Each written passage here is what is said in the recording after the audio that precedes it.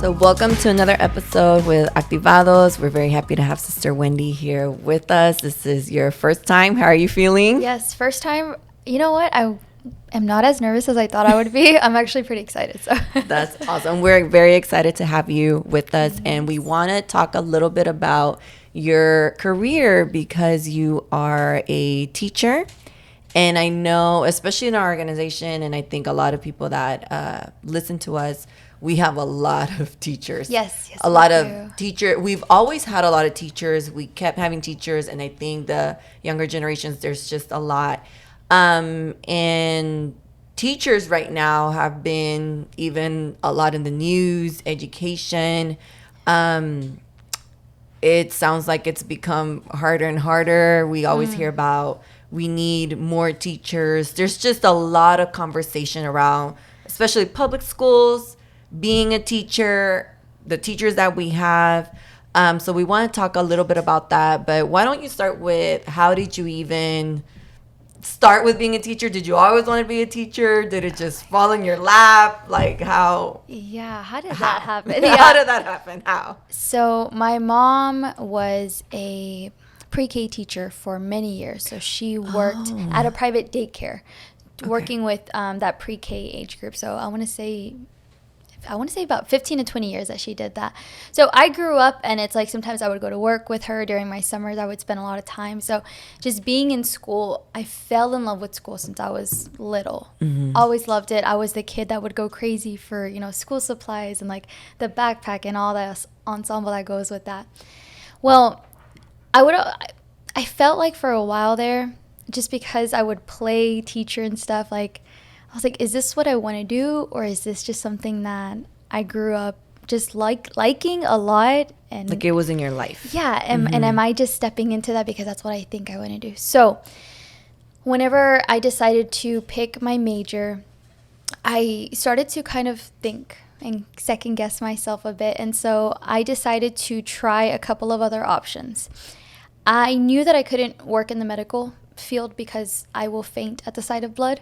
So I was like, okay, cool. Perfect. At least I Check know that off. I could definitely get rid of that option.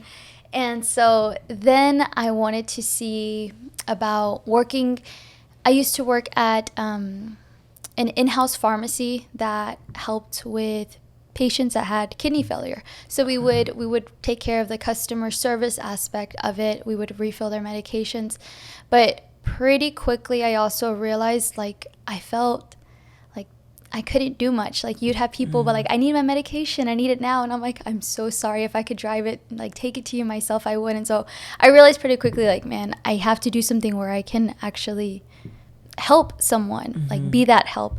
And so I worked for an attorney for a few years. I thought that that's something that I would end up pursuing, but again, I found myself taking some of those cases and taking them to the altar, and I would like just be breaking down over things that were, again, out of my control. Like I can't physically do anything about this. And so, I found that the common denominator was teaching.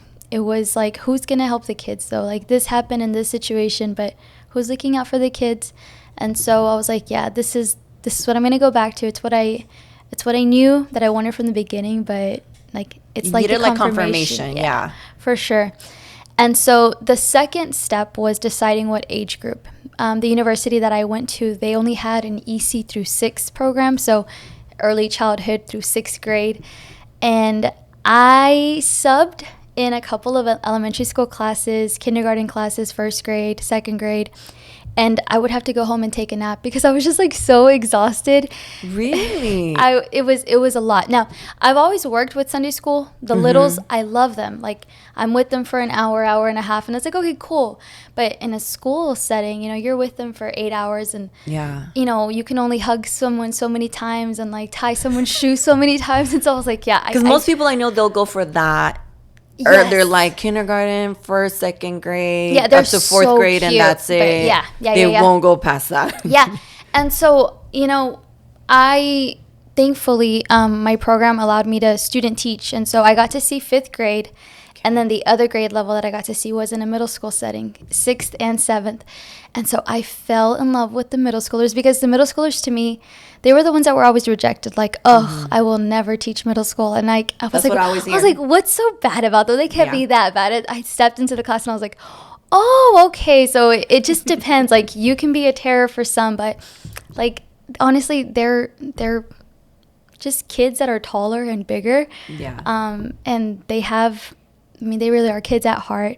And honestly, it's like learning to not take things personally. And I roll with the punches. Like, my kids and I try to make class as entertaining and as engaging as I can. And so, we'll go back and forth a couple of times, and then I'm like, you know what, like, they're laughing though, they're engaged. I know how to get them back on track, and I know how, what our ultimate goal is, so we're going to keep it, moving. But yeah, a lot of people are intimidated by the fact that, kids are going to want to chuckle with you. They're going to want to throw jabs at you, like, you're going to go back and forth. But at the end of the day, it's like, you're the teacher that they're talking about. You're the teacher that they're thinking about. You're the one that they're going to go to whenever they have a need or whenever they need something, so. And I know it's very important, and there's teachers that can make a big difference in your life.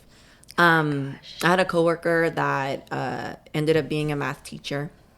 And it was funny because we went out as a group, later on just to see how he was doing. And I remember we were like, how's it going? Because he was teaching high school. Okay. And he was like, man, it's weird because when I went in, there was teachers that said like, this person, watch out for them. They're really bad kids. They're this. And he's like, I went in and they were good. Like, they were good with me. And then, he's like, I realized that sometimes especially the older kids, once you start talking about middle school and high school. Yeah. Some of these kids have always been boxed into that group of, you're a bad kid, you're a handful, you're this, you're that. Yeah. And so they're told this all the time, and they're treated this way all the time. So they're like, I might as well just, act be up. what like, they say. Be what they say.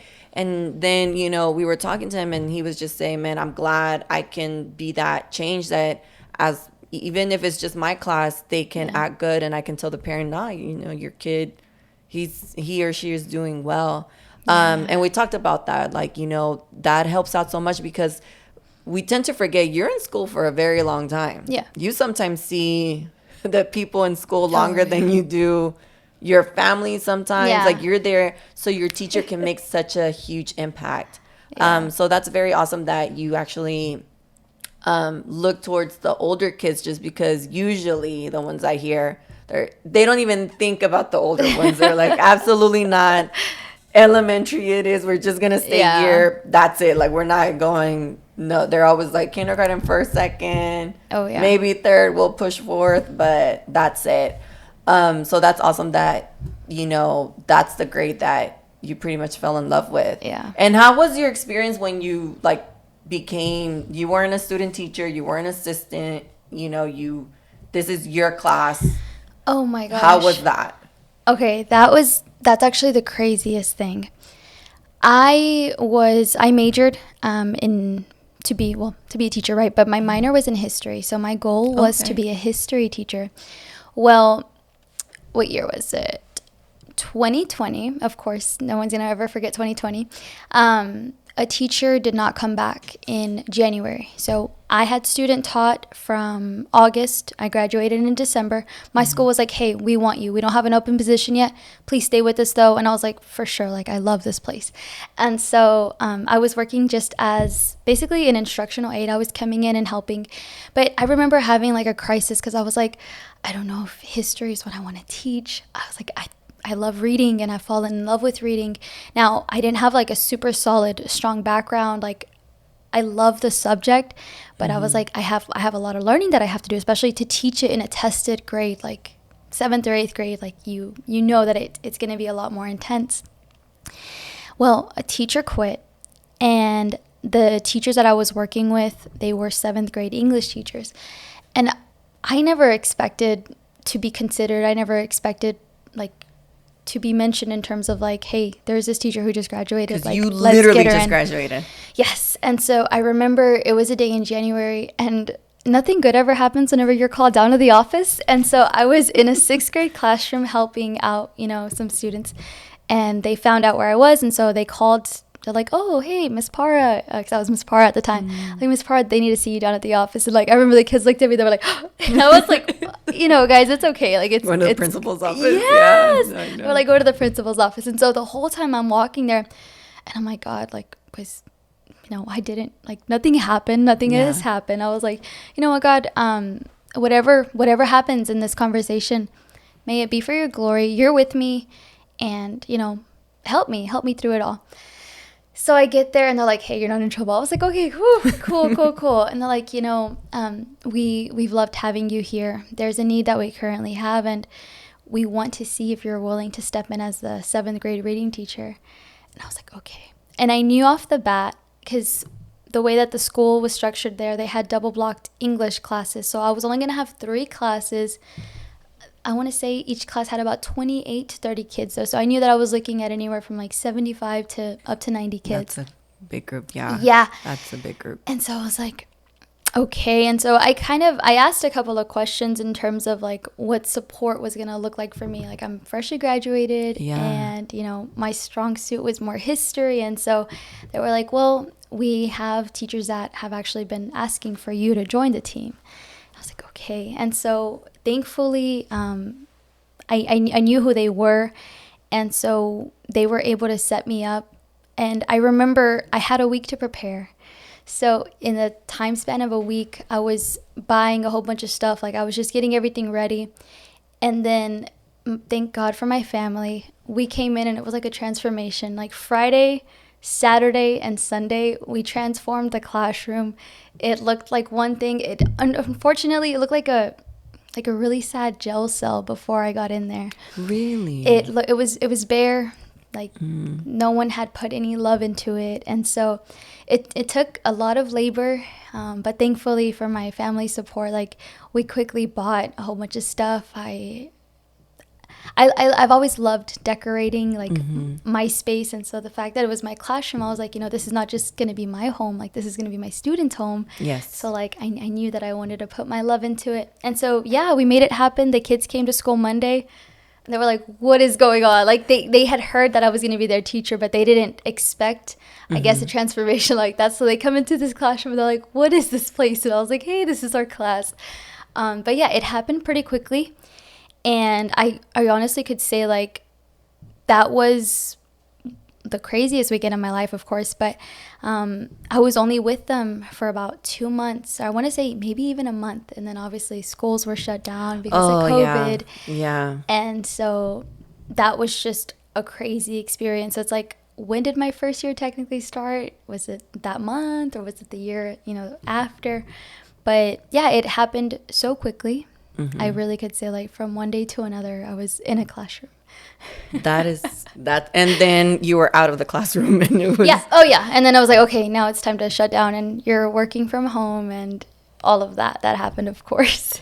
And once you come back, like, what has been, or what was your first major, like, something that you saw as a setback, or something that really was unexpected, that you're like, oh, okay, things just got real right now? So I had heard that, and I to this day I hear, pre-COVID teaching was this marvelous thing. I never got to experience that because, again, I was with them for about a month and a half, right? And so all I heard and what I experienced, I guess, was everything post-COVID. So academic regressions, we hear often, like, students aren't reading on grade level. Yeah. Students are not able to write. Students aren't performing. So it's like, it's that I hear constantly.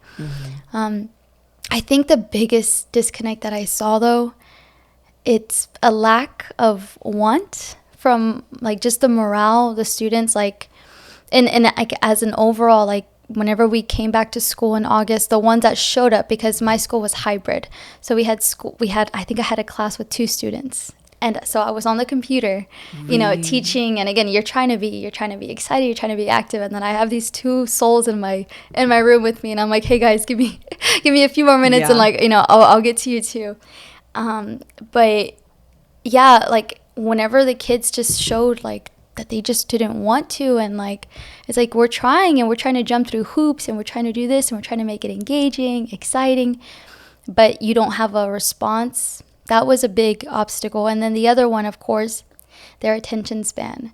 You know, every kid, you know, I teach, well, at that time I taught 12 to 13-year-olds. Now I teach 13 and 14.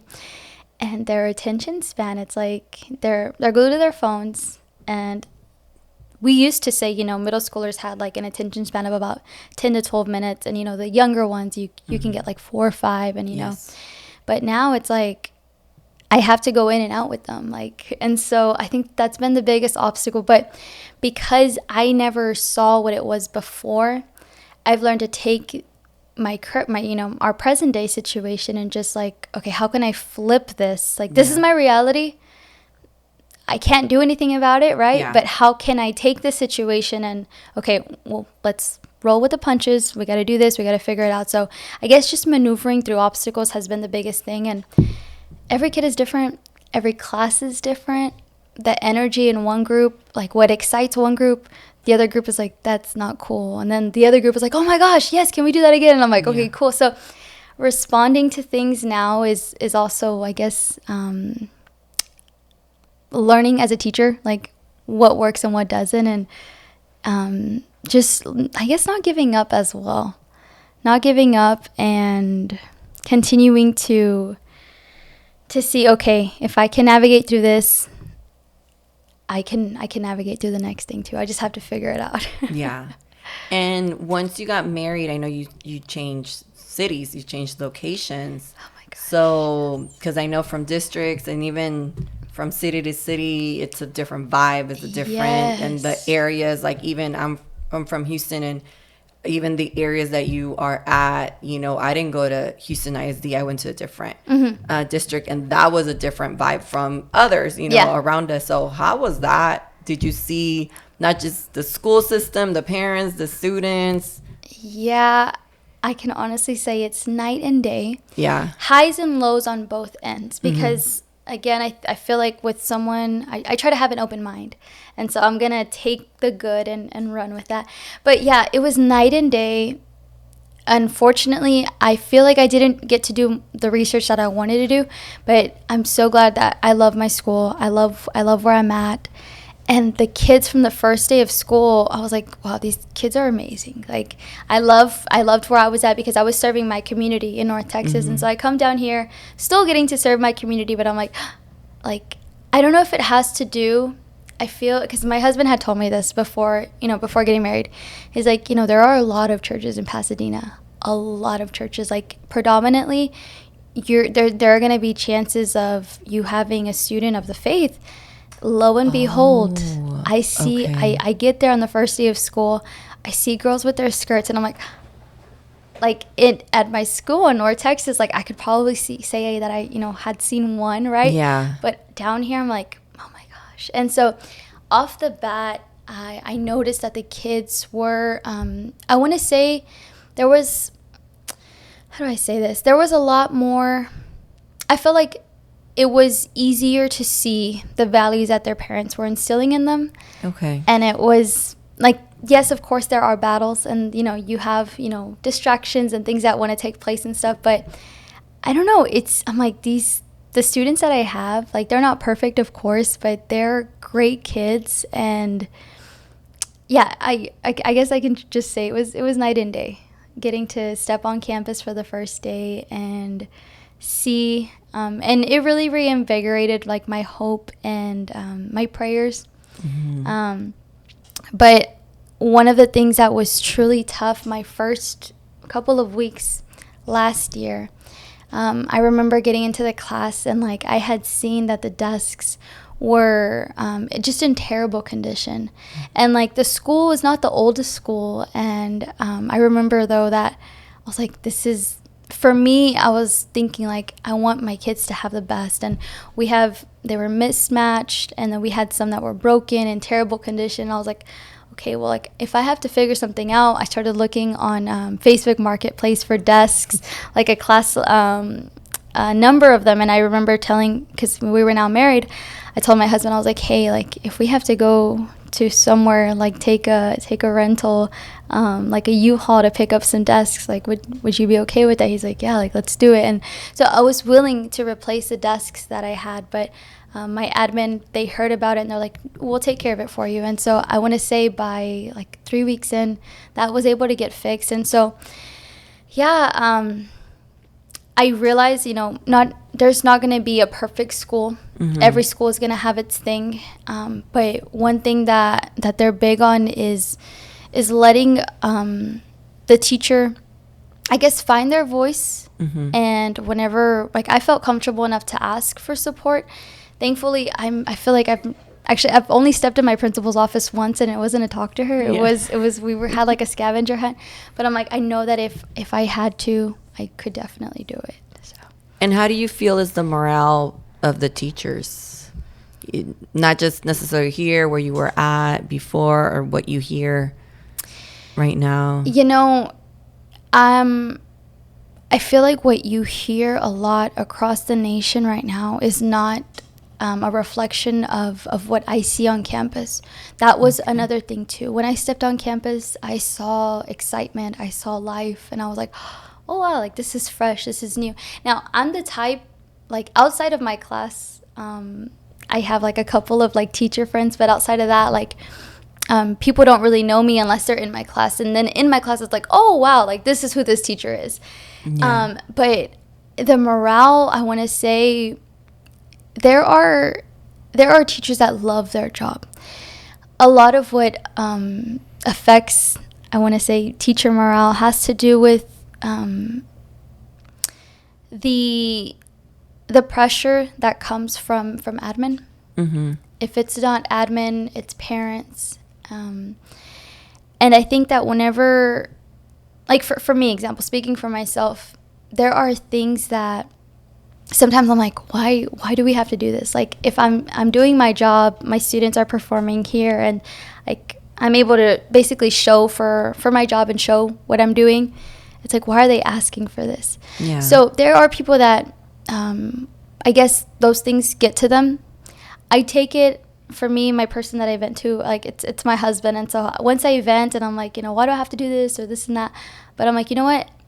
Okay, like, I'm going to go back to school. I'm going to go back and focus on my kids because that's what brings me joy. So there are a group of us that are able to focus on the kids and, like, fight through those little obstacles. Mm-hmm. But there are some, and I remember seeing it last year, we felt like there was just a lot of unrealistic things that were being asked of certain individuals. And I'm like, why would they be asking that? Like, why are they punishing that teacher or writing that teacher up for this and that? And I remember, like, I walked in late once, and I've never gotten written up, but I remember, like, I got an email, and I was like, man, like, it feels terrible. It's like, I don't ever want to be on that side, like, where you're in trouble. And so obviously I know it's my responsibility to get to work on time and all. But it's the little things that can make or break.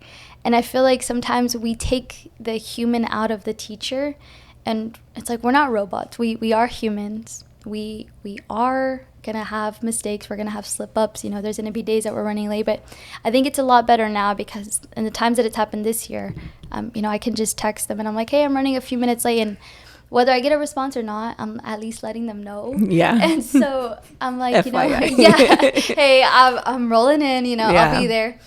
But, I think that there are moments where those things, like one bad interaction or one thing that they see and they call your attention to it, that can break a teacher's motivation. Like, you don't know what kind of day that teacher has had. You don't know what's happening in their personal life, and they're doing their best to show up, and they're doing their best to love on the kids and be there for the kids. And it's like, you turn around and like, hey, you did this wrong. Hey, you need to fix this. And it's like, yo, like, I'm here, I'm trying. Yeah. And like, you did 100 things good, but for that one thing that is not up to whatever standard they're putting, it's all of a sudden that's being blown out of proportion. Yeah. So I think for, again, a lot of us, we're doing our best to make sure that those things don't get to us. But yeah, I've heard horror stories, and I've seen horror stories online, and thankfully I can say at least I haven't experienced it with my own eyes. And for the teachers, like, on my campus, it's like, okay, this is the situation, but we're going to go home, vent, get over it and come back to school and love on the kids. So I guess keeping that in mind has helped a lot. I saw a quote on Instagram not too long ago, and it said something along the lines of like, for teachers, specifically for teachers, it was just like, keep doing what you're doing, keep going, because especially for those that have, the Lord in their heart, you are placed where you're at, like you are where you're at for a reason. You can make a difference. And I've talked to other teachers also where they're like, even though you can't openly, like, we're not going to hold hands and pray out loud, but you can feel that you are trying to make a difference in some of this. Because I know some teachers where they're like, man, the kids that I have come from like extremely bad situations, like either very broken homes or just there's a lot going on, and you want to, at least for that moment that they're with you, for them to experience some type of peace, some type of just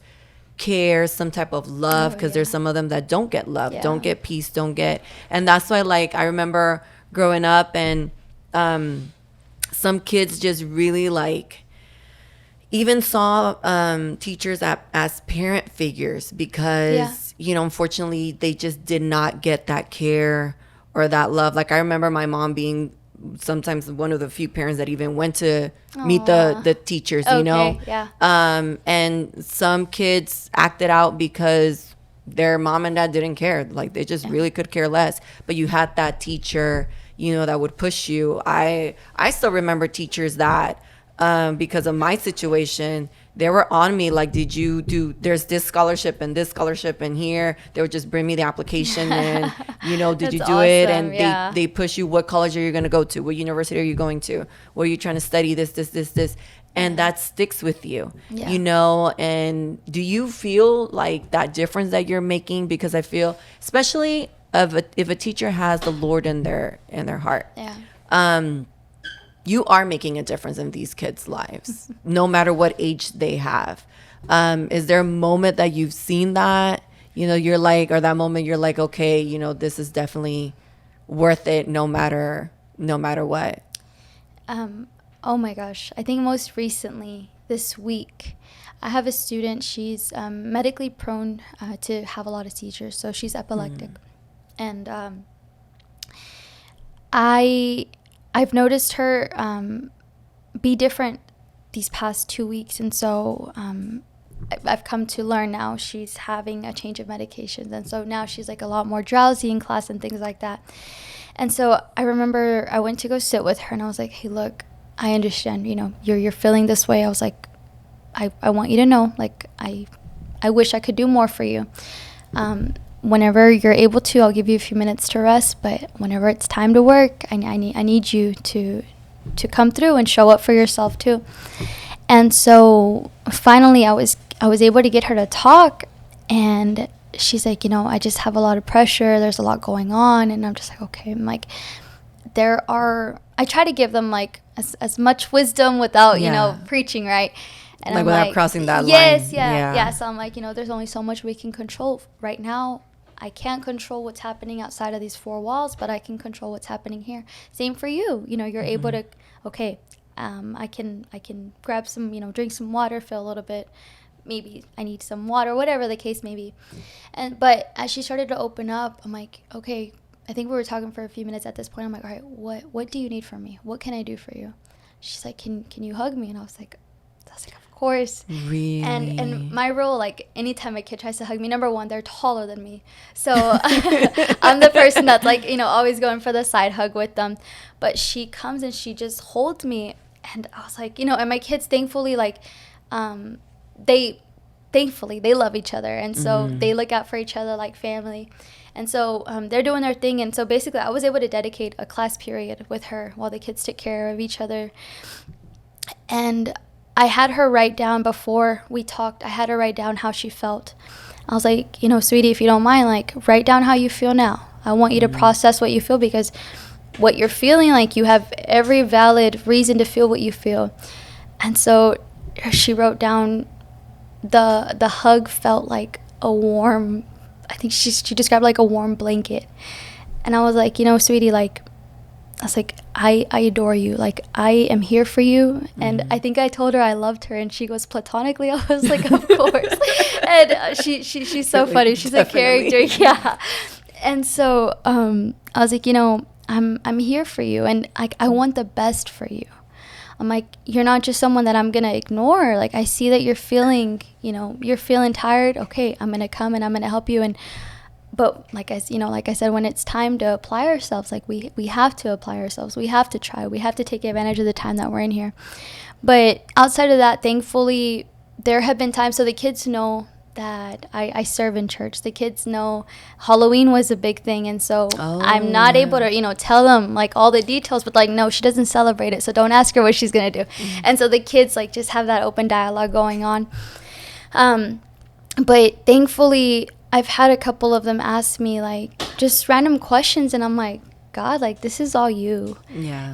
I had a student who's not my student. He's actually a student from a grade below that I teach, 7th grader. And one morning his teacher wasn't there, so they split the kids up, and he was with me. And I always tell my kids, all right, guys, make wise choices. You are loved. Have a fantastic day. And he comes up to me. He's like, even if I don't have my dad, do you think I'm still loved?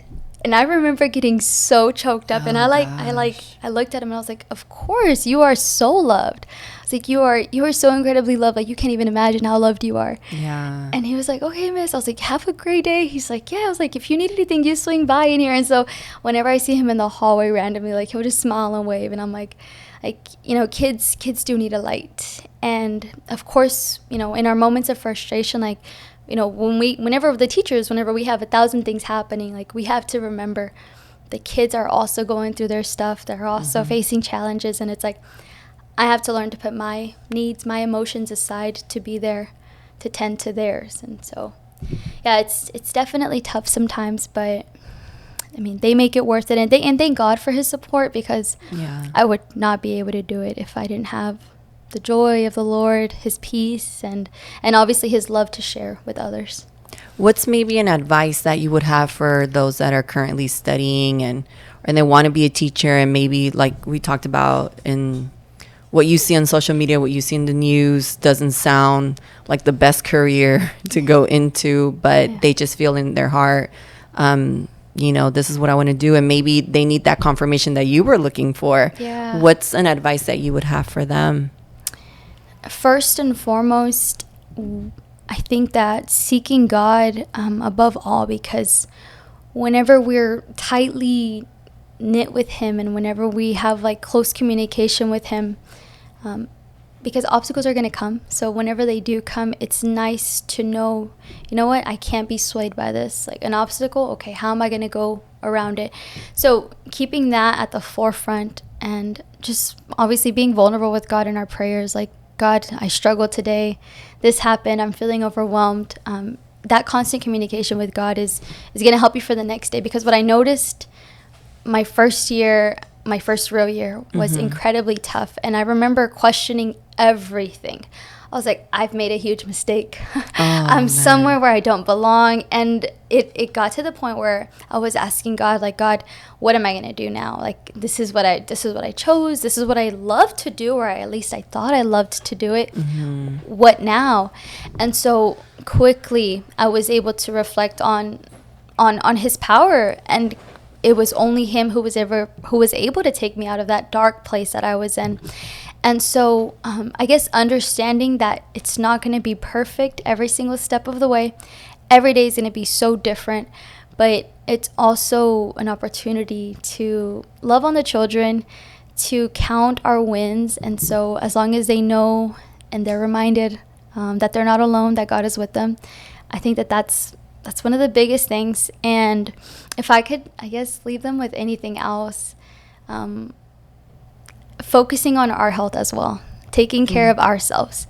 I struggled, I want to say this past month and a half, I've had it started with a sinus infection, and it was just so terrible. And I'm like, you know what, it goes back to, I know that I have to take care of myself. I know that I have to, invest in my own health first. But really being intentional about it, I think, is gonna also be a benefit, because if we feel better, like physically, then we're going to be able to perform better in the class and like be with the kids a little bit. I want to say even like working more intentionally with them.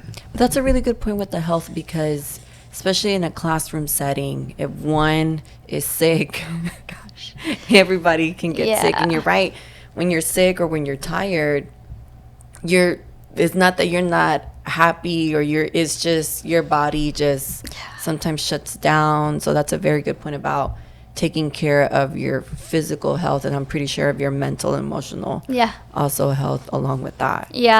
Whenever I was able to, because one thing that a lot of teachers struggle with is like not working on the weekends or not working after hours. And I remember getting to a point my first year, and I was like, okay, I'm gonna be getting married soon. I can't come home and like do more work. I can't dedicate the weekend to doing more work. And so finding the balance, and the way that I saw it was, if I'm able to, be at my best at work, then I don't have to worry about working after hours. I don't have to worry about working on the weekends, because again, we do have to fill our cup. Like if we're going to perform at our best, okay, I have to make sure that I take care of me outside of school hours on the weekends. Thankfully, we have church and we're able to, be busy and all of that. But it's like, what am I doing for myself in terms of everything else as well? And our health, and then going back on Monday and like, okay guys, let's do this. Let's roll into what we're going to do. And, the kids are ready to go with you too. That you can still look forward to another day of work instead of, here we go again. Yeah, no, for sure. Finding the thing that you're looking forward to and rolling with it. Well, that's awesome. And I mean, thank you so much for being here with us. I know this will be very helpful, because like I said, I just know a lot of people that are teachers. I'm like, everyone's being a teacher.